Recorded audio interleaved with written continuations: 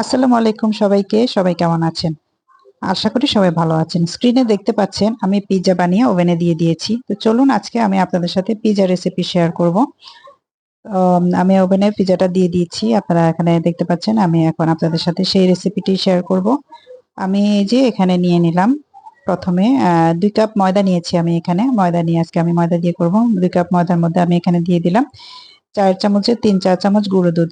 গুঁড়ো দুধ দেওয়ার পরে আমি এখানে দিয়ে দেব এখন চিনি।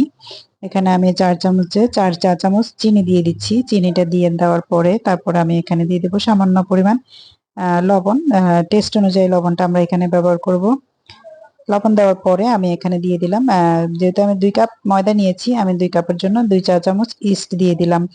ইস্ট দিয়ে আমি এখন এই শুকনো উপকরণটাকে ভালোভাবে মিশিয়ে নেব।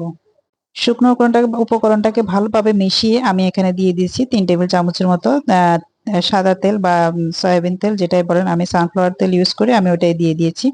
আপনারা খাবার যে রান্নার জন্য যে তেলটা ব্যবহার করেন ওটা নিয়ে নেবেন। আর টেক্সচারটা দেখে বুঝতে পারছেন এটা মিক্স করার পরে তেলটা মাখার পরে এমন হয় দলা পেকে দিলে একটা চাকা হয়ে যাবে, আবার ভাঙলে এটা গুঁড়ো গুঁড়ো হয়ে যাবে। এরপরে আমি এখানে নিয়ে নিয়েছি হালকা কুসুম গরম পানি, যেটা আমি আঙ্গুল দিয়ে দেখিয়ে দিয়েছি যে আঙ্গুলটা যখন আপনি পানিতে ডুবিয়ে রাখবেন সহনীয় পর্যায়ে থাকবে।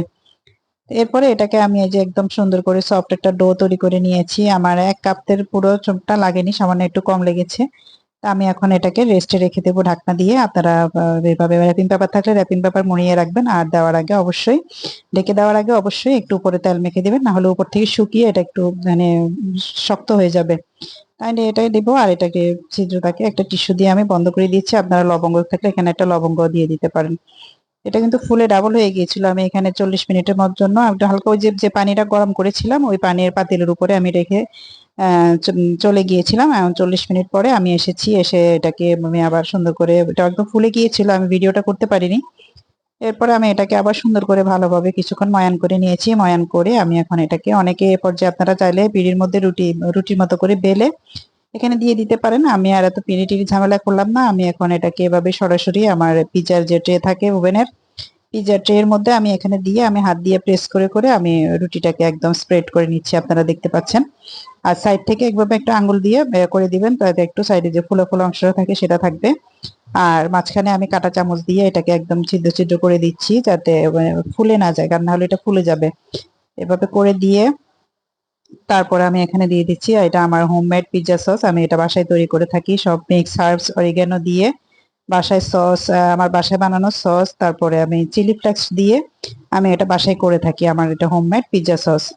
তো আমি এটাকে দিয়েছি, দিয়ে তারপরে আরো টেস্ট বাড়ানোর জন্য আমি দিয়ে দিলাম আমার বাসায় বানানো কিছু সস।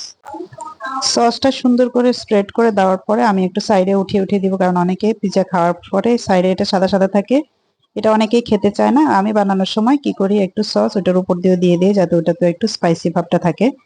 তো এটাকে আমি একদম সুন্দর করে সসটা স্প্রেড করে দিচ্ছি। যত বেশি সস দিবেন তত কিন্তু খেতে মজা হবে।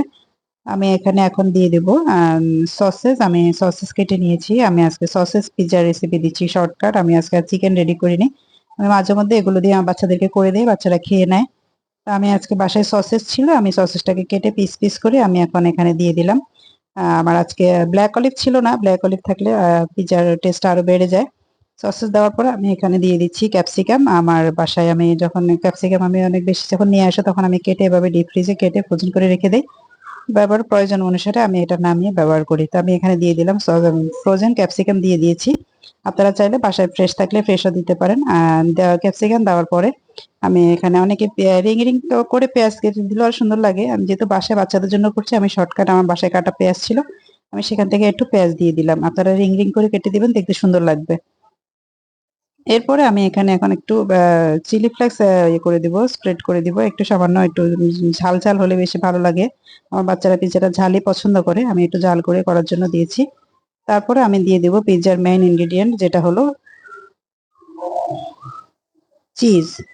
চিজটা আমি এখন এই যে গ্রেট করে নিলাম, গ্রেট করে নিয়ে তারপরে আমি একদম এটাকে, আমি এটা মজরেলা চিজ দিয়েছি, মজরেলা চিজটা আমি গ্রেট করে আমি এখানে এখন বেশি করে চিজটাকে এখানে স্প্রেড করে দিয়ে দেব। দিয়ে তারপরে আমি এখানে উপর থেকে আরেকটু ইয়ে করে দেবো, যাতে একটু সুন্দর একটা কালার আসে।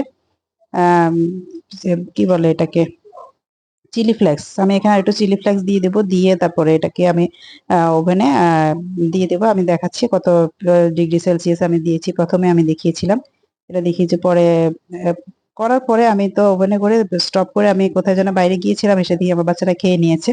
আমি আর লাস্টের ইয়েটা আপনাদেরকে দেখাতে পারি নাই। তবে এভাবে বানিয়ে আপনারা খেতে পারেন শর্টকাট। তো চিকেন-টিকেন রেডি করতে হয় না। এভাবে আমি বানিয়ে নেই। আপনারাও বানিয়ে খেতে পারেন। আমি এই যে ওভেনেও দিয়ে দিয়েছি ১৭৫ ডিগ্রি সেলসিয়াসে আমি ৩০ মিনিটের জন্য করেছিলাম। পরে আমি আরো পরে আমি কি ইয়ে করেছি, আরো ৫ মিনিট দিয়েছিলাম।